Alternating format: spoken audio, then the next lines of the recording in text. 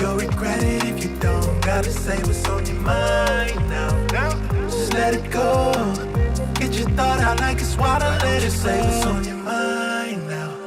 Just let them know. You'll regret it if you don't. Gotta say what's on your mind now. Just let it go. Get your thought out like it's water. Let it flow.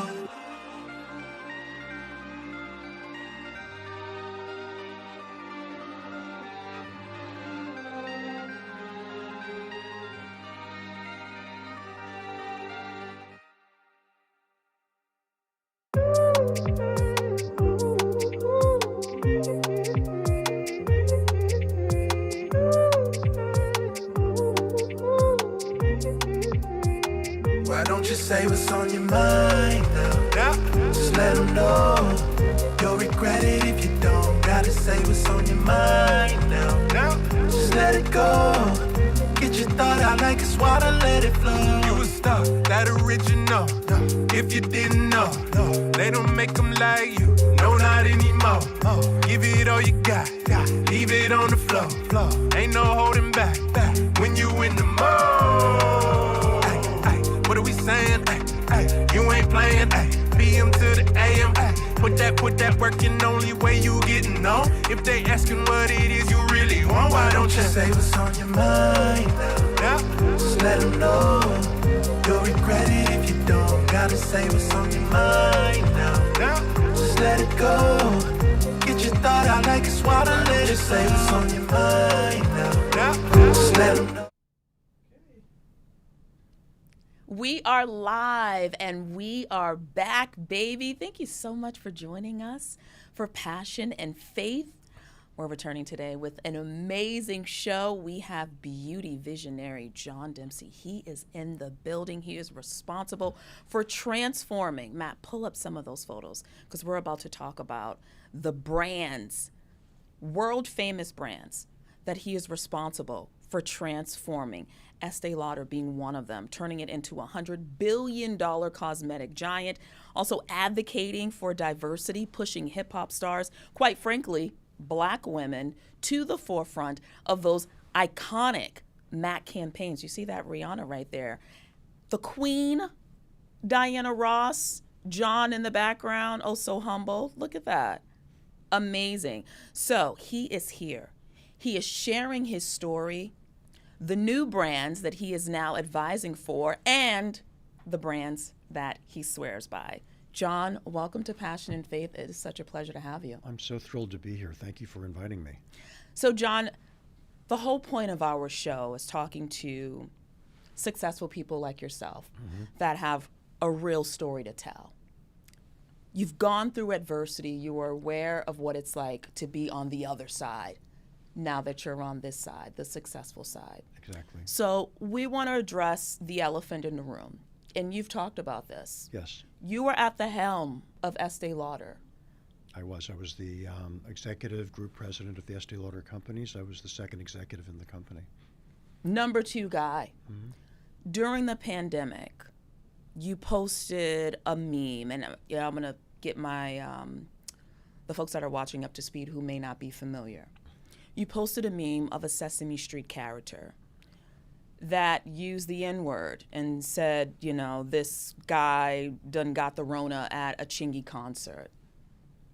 What were you thinking? Were you not thinking? Or did you feel so connected to the culture that you thought maybe perhaps you'd get a pass? A few things. First of all, my career and the brands that became successful, a lot of it came from my understanding and love and involvement with pop culture and music and listening to the ground and participating in social media. During COVID, I became sort of famous or internet famous on Instagram that I would repost memes, and people would reach out to me and say, "You're making me smile. I'm so depressed. I can't leave my house." And so I constantly was receiving things in my feed and just doing things that were a little irreverent and fun and sometimes a little cheeky, sometimes a little naughty. On the particular day that this meme arrived in my feed, actually, The meme came from a black content creator. I knew it was a black content creator, and being north of 40 and Jewish, and I thought that I was sensitive to everything because would never do anything to disrespect or any community or anybody in my entire life. The meme used the N-word in the context of Big Bird visiting the Snuffleupagus dressed up as a granny from Little Red Riding Hood, and it said N.A. So did you know it had the N-word before I you know reposted it was it? N.A, but I thought N.A was Nana, because to me, an old lady like Granny Goose was a Nana. I had never used the N-word in my entire life. Okay. And it's and the reaction, it was a moment. It was just a moment. Post George Floyd, and the thing that was so hard for me and hurtful for me was that actually the thing that actually I built my career on and was most famous for was actually inclusion and diversity. And I was the individual who was out front promoting talent of all ethnicities, of all ages, of all gender persuasions, from the very, very, very, very beginning, almost to the point of it being an advocacy political issue. It defined who I was. Mm-hmm. And all of a sudden, the mistake of clicking too fast, and not really reflecting on it in the right way went out there. Well, let's talk about that because you mentioned something that I thought was very poignant because you had people on both sides, Yes. right? Black, white, who said, listen, there are a lot of folks that should be canceled. He is not one of them. Actually, someone who I work out with, Kim, she worked with you at Estée Lauder, and when Yes. she knew that I was doing this interview, Nice. she said, oh my God, I love John. So that was the collective. I put all that out there because, again, right, setbacks to setups, and at that time you were at a setback. It was a moment you realized who your friends were. Were you surprised by the people who didn't speak on your behalf, and also the brands that you worked with that may not have stood up? Listen, it was, I still love my years at Estée Lauder. I have great friends and people that are almost like family members who work there. I have a close relationship with the Lauder family. Extremely sad with the recent passing of Leonard Lauder. I was hurt. There were many high-profile black celebrities who came to my defense. June Ambrose Yes. being one of them that But comes to mind. You know, Beth Ann Hardison. Yes, of course. But these are people, and they got attacked. They got attacked by standing up for me because they knew who I was. And there were people out there that decided to create a narrative on an outlet in a way that put it in a context that had no recognition in terms of who I was, what I did. It was a post that was up for 35, 40 minutes. My PR person called me and said, did you know what this was? And I said, oh my God. I took it down. Someone screen grabbed it, and it became like it burnt like wildfire. Yes. And it took place the same days that Russia invaded the Ukraine. So all of a sudden, on CNN and Fox and all the networks, my crisis, misrepresented, was actually running on the ticker tape with the invasion of Russia. So the shock of it and the trauma of it and being defined by something that does not reflect my work, who I am, the type of person I am, and my record, was hurtful. I felt bad that I might have hurt somebody else or affected somebody else in the process, but it shook me to my very core. And because I had the blessing of being very successful, I was not an overnight sensation. I grew up in Cleveland, Ohio. I came to New York and worked my way up from the ground in retail and the Macy's Executive Training Program. No one ever gave me anything. I was an overnight sensation at 40 years old. There was, 18 years of work where I was doing a lot of grunt work and building my reputation and building my career.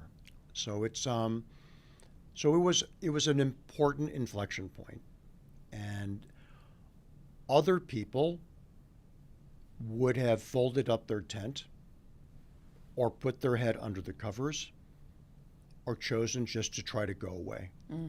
And did I have that thought for a second? I did. Did I feel sad, upset, guilty, angry, called out unfairly? All those emotions. What bothered me the most was it affected my family. I had a teenage daughter who was being cyberbullied. My parents, who were not well in Ohio, had reporters at their front door with cameras.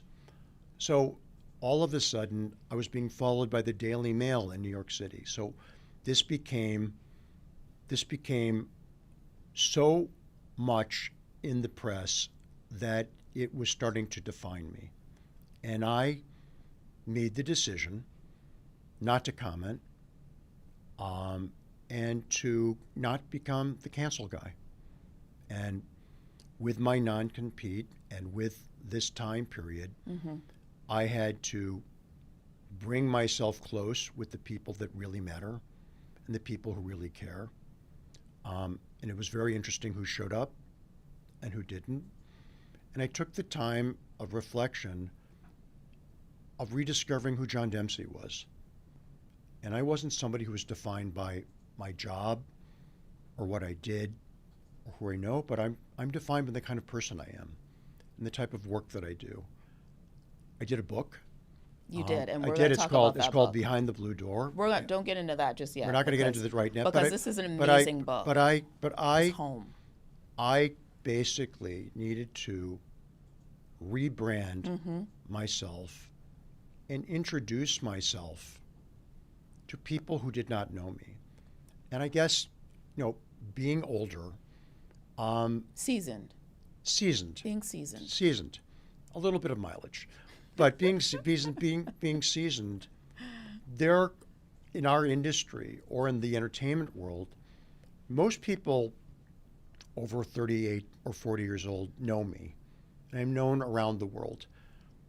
But there are people in their 20s or teens who have no idea who I am. Yes. They have no idea the work that I've done. So let's talk about it. Yeah. Let's talk about it because that we address the elephant in the room. We address the elephant in the room, but we're going to move on. We have a story of passion Greatness. and faith. Yes. And redemption and hard work, and the proof is in the pudding. Absolutely. So I want to talk about, and to all of our viewers out there, please type in your questions. So we're going to go to Marley Ward. Let's talk about all the amazing work that you did at MAC, because I remember growing up and seeing those Viva Glam campaigns. You had Mary J. Blige were showing Winnie Harlow here. That was a little later on, but you had Little Kim, and it was truly a time where hip hop was taking off and moving into mainstream. And I want to know who was responsible, who recognized that there was an untapped market with hip hop and cosmetics. So I can't take full credit for the original RuPaul idea. The founders of the company, the Franks, I call them the Franks. Frank and Frank had hired RuPaul and had hired Katie Lang. When I arrived at MAC in 1998, first of all, I'm a kid who grew up in Cleveland, Ohio, listening to the Motown sound across Lake Erie. So black culture and black music always was something that was very important to me, something that I felt very much a part of. And I remember the number one song in 1998 was by TLC, and the song was called Unpretty. And the Yes. song was, "It doesn't matter how much MAC you wear and who you are as a person." Or you can buy your hair if it doesn't grow. Yes, That and was also a great I line. thought for a second, and because MAC was developed in Toronto, which is a very ethnically diverse community with a lot of immigrants from the Caribbean, West Africa, Yes. other parts of the world, the skin tone was highly blended and brown Yes. in general. And I remember you could buy makeup, MAC yes. makeup for the girls. Yes, so MAC was a brand that was developed from the very beginning based on inclusivity and diversity. And here I was, the guy from Estée Lauder, coming to this alternative, edgy brand, and everyone was looking like, what on earth would I do? And I was in Tokyo, and I was in like Harajuku, and they were playing Mary J. Blige everywhere. And I loved Mary J. Blige, and I loved hip hop, and I thought, this is the music not only of a generation, this is the music of the world. So I was the first corporate person to say that embraced hip hop. And my first Viva Glam moment was Mary J. Blige and Little Kim. What? And And what was that? 99, right? Yes, and I leaned into hip hop and R&B and pop culture. Yes. You had Eve, I had Eve. Mary J. Tell us some of the names. My God, the name goes on and on and on. First of all, Viva Glam, which is something I was very proud of being associated with, was a fundraising product where 100% of the proceeds went to the Viva Glam Fund, which gave money to men, women, and children affected by HIV and AIDS. Yes. Fast forward, MAC has donated billions at this point. I raised a half a $1 billion. I did on the ground work with the United Nations in Africa, with Nelson Mandela, with Kofi Annan. I mean, we were making a difference in people's lives, and I signed the icons of generations. I discovered Totally. That's the best way to describe it. Between Rihanna, Yes. and between Her campaign alone raised $50 million, Yes. and I believe at the time it was the highest grossing campaign and that's for and MAC that's when they by a knew that single Rihanna should artist. be a brand.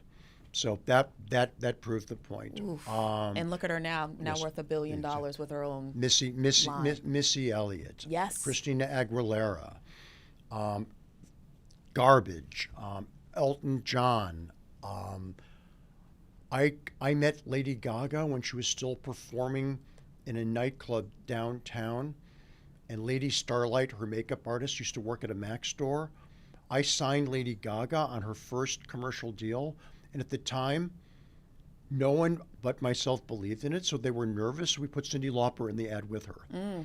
Lady Gaga went on to become one of the most important voices, is one of the most important voices in the world. So I never shied away from embracing people who were bold, strong, inclusive, compassionate, that were putting it out there in a very, very, very interesting way, and weren't afraid to speak the truth and to do good. So it was something that my MAC years were beautiful years. I was associated with MAC for over 25 years. And you made my years growing up, because growing up I only remember seeing Black women for Fashion Fair and those campaigns. And Fashion Fair, for anyone that's familiar, love the brand, but it was designed for an older audience. It was done by the Johnson family that did the publication Ebony in Chicago, and it was a very important line. Totally. But it never really. It's still around. It's and still they're around, doing it is. I think Desiree Rogers runs the brand right now, who's a great person. But it didn't really understand fully the spectrum of even what it meant to be Black. It didn't. That's an interesting. Because what is Tell us more white? about that. What is Black? What is Asian? What is South Asian? The diversity and based on bloodlines and relationships and intermarriage, the shades of skin and texture of skin are thousands of shades. And society historically, especially in the ethnic community, put a standard of beauty where everyone was supposed to be the same color. Because being the same color meant that you fit in or you represented something that was a pre-described standard of beauty, either within that community or through an external look at it. So you're saying Fashion Fair, that's where they failed? They didn't fail. They were the first mover. They were loyal to that audience. They still are. But the definition of what brown skin represents is much, much bigger than it was back then. So it's as I said, I have tremendous admiration for the Johnson family. Eunice Johnson, what they did was earth-shattering, and I was inspired by them. And back to the MAC campaigns, I was inspired as a young lady just seeing the artists that I admired, the artists that I was listening to at that time grace these beauty campaigns. It was just something that was unheard of. And it was right at a time where hip-hop was really coming into the forefront, and we see where it is now. It's massive. Hip-hop was the culture of the world. It really was. It was moving into that. It was moving into that. Yes. And to the point that every suburban kid around the world thought he was a hip-hop star. Mm-hmm. And probably still does. Probably still does. I think we still have a little bit of that. A little bit of that, but it was a beautiful time. Absolutely. So I want to talk about your latest project, Gap. Yes. You are now working with Gap. They are launching a beauty line. Tell us about that. Is the line is supposed to be coming out this fall? Well, I'll tell you a little bit about it because we're still kind of secret, but not so secret. It's been released. I know. What do you mean secret? First of all, I've been working with Richard Dixon, the CEO of the Gap, for the past 12 months, and I've put together a team of beauty experts and fragrance experts and skincare and makeup experts and industry experts, and I've created something that will debut actually in Old Navy in a test scenario in the fall season, which has its own. We're in fall. It's going to start, the first 10 doors are October 27th, and they will soft roll out to 48 test doors out of the 1,400 Old Navy stores, which is the largest specialty apparel retailer in the United States. And we created a brand around the Old Navy Beauty Company, which is a scent-first bath and body line. And this beauty destination will have some of your favorite products at great price points, discovery of new brands from Korea and Europe and indie brands in California, and a real Old Navy beauty vertical. At the same time, I'm fast at work, working with the amazing Gap team of reconceptualizing the Gap fragrances from the 1990s and bringing them back for a little bit of nostalgia. I was just about to say that. What's old is new. What's old is new. So it's very interesting. I'm an outside-in guy. I work on a lot of different projects, but we've put together a big team inside out, and I'm very excited to put something on the market and work with people that's accessible in price point and does something that's fun, different, and has a point of view. So sounds exciting. We can't wait exciting. for that. So October 27th. I jumped ahead to the future, but I want to go backwards. I want to go back to the past for a quick second. Sure. Tom Ford, what was it? I'm going to swear I normally don't. Fuck you. Like, tell us about Well, first of all, fucking fabulous. How did that conversation? The story of Tom Ford is a great story for me because I'd actually, he had tried to hire me actually when he was running Yves Saint Laurent to run their beauty business. I went to Paris, had a drink with him. We talked about it, and I just said I couldn't possibly leave Estée Lauder, and we kept in touch. And when Estée Lauder passed away in the early 1990s, I wanted to do something to reimagine or recast the heritage and the power of what Estée Lauder meant to generations of women. Okay. And I invited Tom Ford in to guest edit the brand for 2 years. In return for that, I worked with Tom and amazing executives at Estée Lauder to build out the Tom Ford beauty brand. And at the time, not everybody was a believer. Which is it's massive now. And I did it before even the clothing existed, after he'd left Gucci. And we began with one fragrance, Black Orchid, and a collection of 12 fragrances called Private Blend. And we went to market doing things in a way that we wanted to do, and we didn't ask anybody for permission. And we tapped into Tom's innate talent, taste, audacity, sexiness, and strong point of view. You're a very poised man, but there's an edginess about you. There is. There has to be, There has because to be, I mean, because- you're doing these things that are not even, that folks aren't even tapping into. Right. So fucking fabulous, or F dot dot dot fabulous. We were sitting in a room. We had a fragrance. We were trying to come up with a name.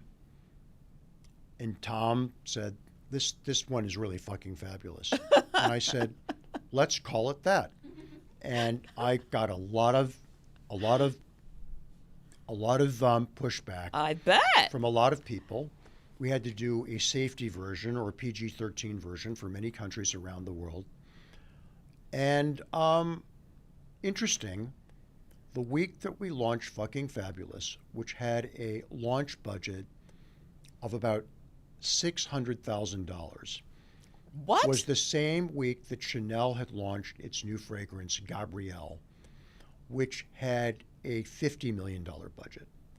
Fucking Fabulous got more earned media and was more successful than Chanel's biggest launch in the last 10 years. How about and it that? showed me the power of celebrity, product, communication, and putting it out there in a different way. Yeah, and going for it. And just going for it. Yeah, no, like holding no bars. Like, And that's a do it. theme. That's a theme that goes across my life. tell us about that, because it's hard.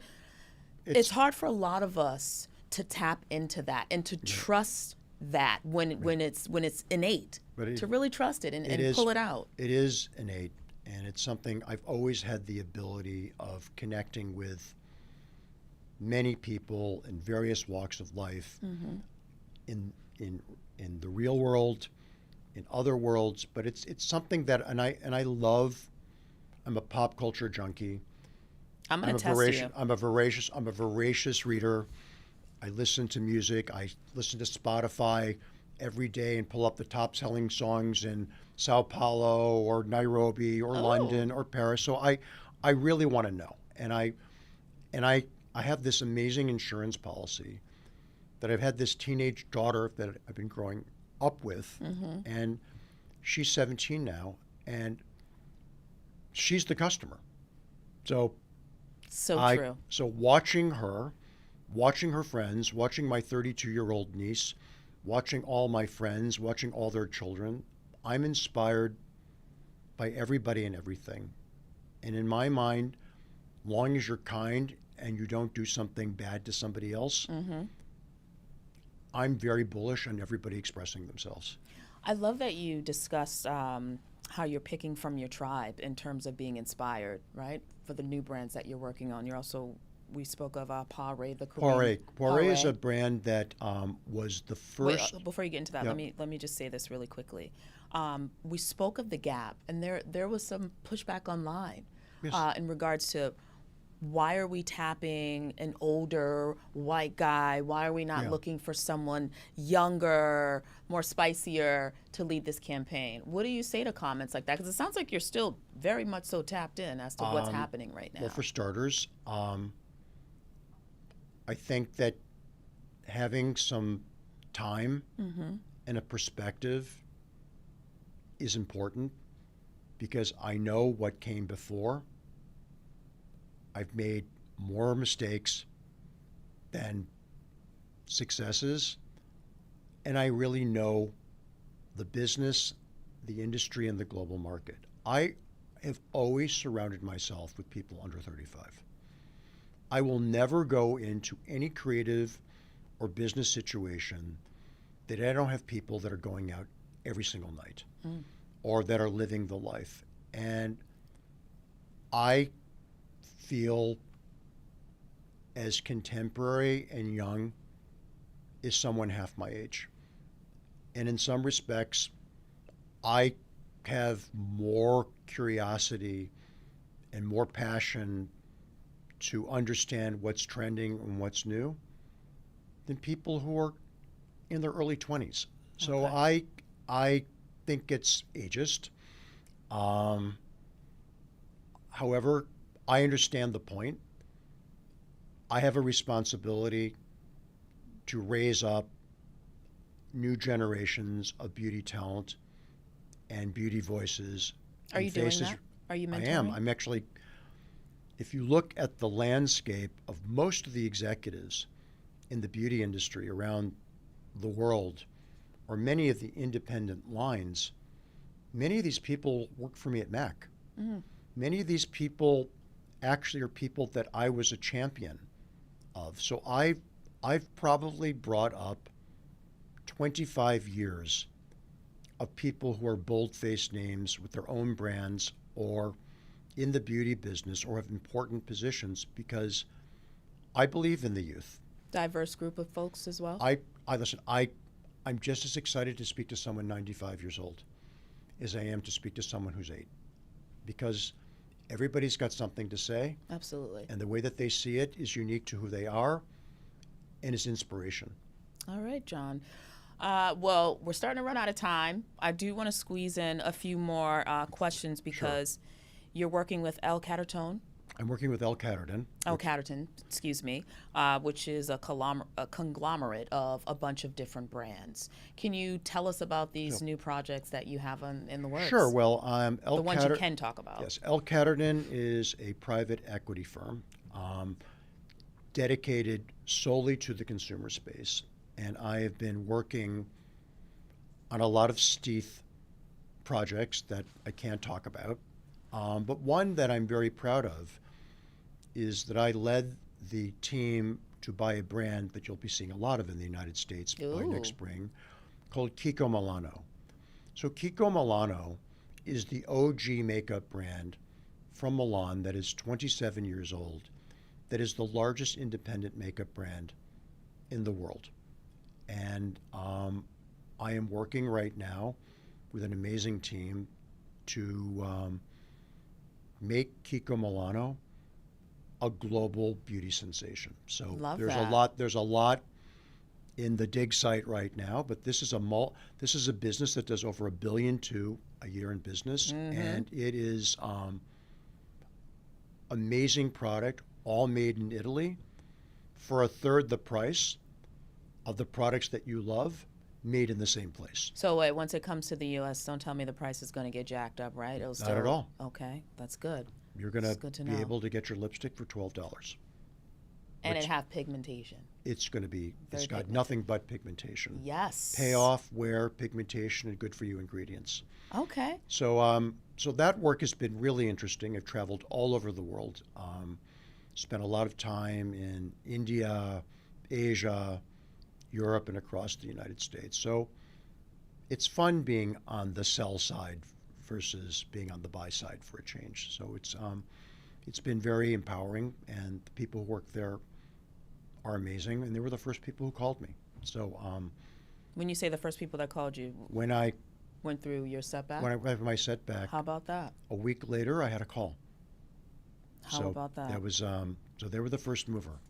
Okay, and you were very humble about the brand. I mean, they have $37 billion in assets. And they have more than 275 investments. Yes, It's massive.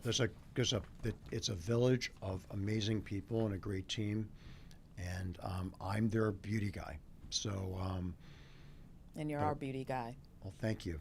Let's briefly talk about the book Yes. before we get out of here, because Behind the Blue Door, for anyone, I have this at home. This is actually on my coffee table. It's a great conversation. And look, Alina Cho, that was Lady Gaga's former makeup artist. Or is it still her makeup artist these days? No, Alina Cho Is this someone is different the than the journalist from CNN, fashion journalist. Lady Starlight was her makeup artist. Okay.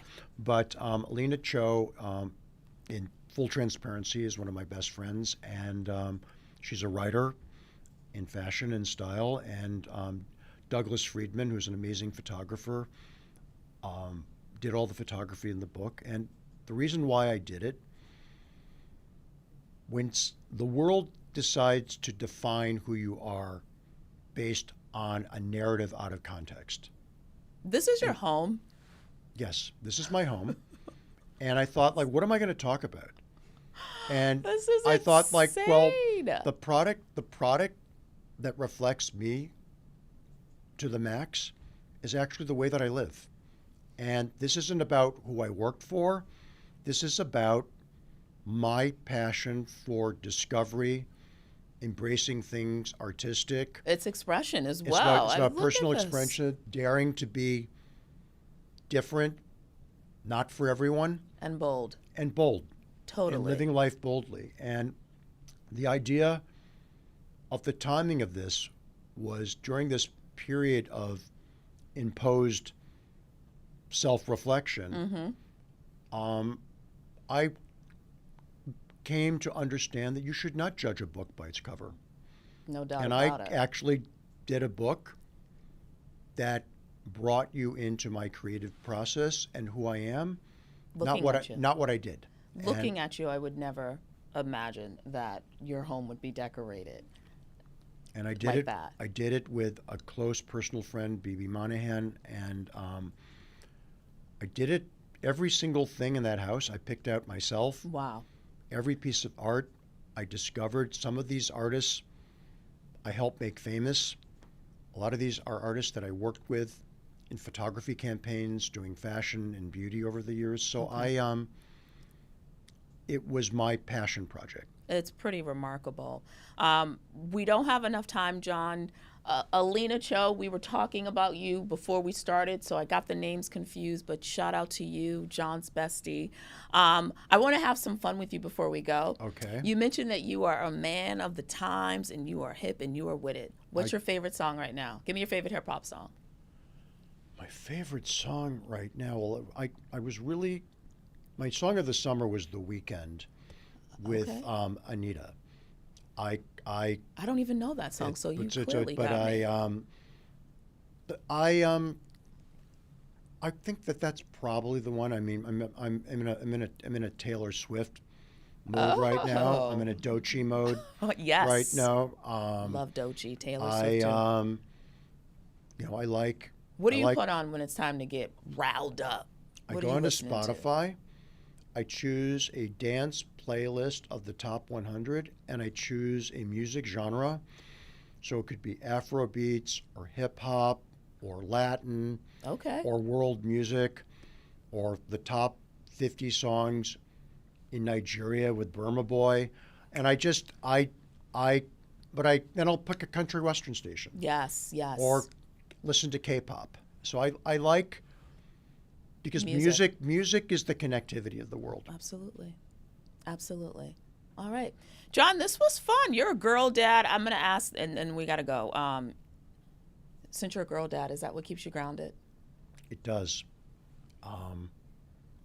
Being a girl dad and being in the beauty business and watching how she relates and how she discovers things and why she buys the things that she buys educates me every single day.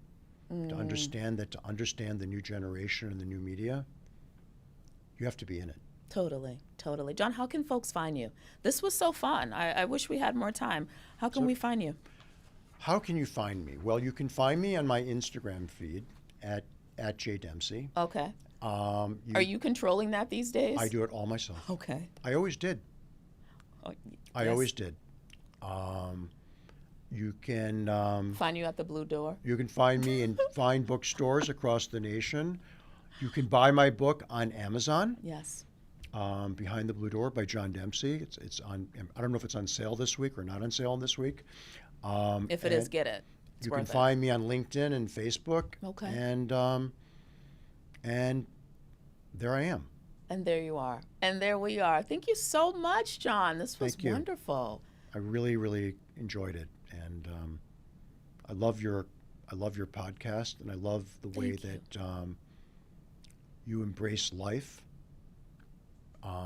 with passion and faith, because that's what's kept me going.